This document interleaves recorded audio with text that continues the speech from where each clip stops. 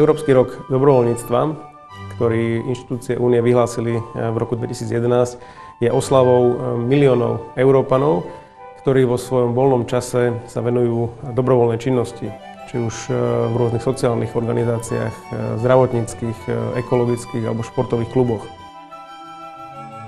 Práca dobrovoľníkov podporuje osobný a spoločenský rozvoj a prináša prospech všetkým.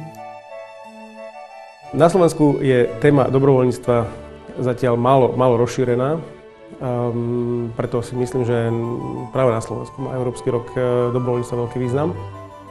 Pripravuje sa veľké množstvo projektov, či už sú to oficiálne organizované projekty, napríklad informačná karavána, autobus, ktorý bude chodiť po slovenských mestách, alebo informačný seminár a výstava, ktorý bude 2 týždne v novembri v Bratislave.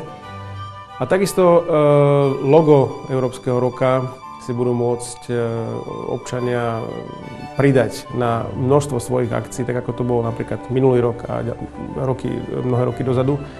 Každý, kto pripraví niečo zaujímavé, čo môže spropagovať tému dobrovoľníctva, si môže túto akciu spraviť pod hlavičkou Európskeho roka.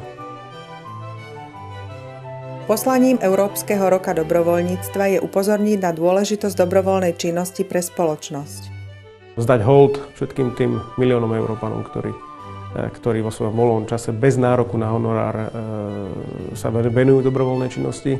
Ďalej, cieľom Európskeho roka je aj tlačiť na politikov, aby viac uznali dobrovoľnú prácu, aby napríklad mohli uznať dobrovoľníctvo ako súčasť neformálneho vzdelávania a aby bolo možné poskytovať rôzne výhody pre tých, ktorí bez nároku na honorár pomáhajú druhým.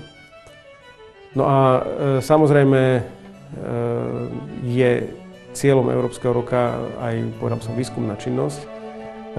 Spracujú sa rôzne sociologické prieskumy o tom, ako rezonuje na Slovensku téma dobrovoľníctva.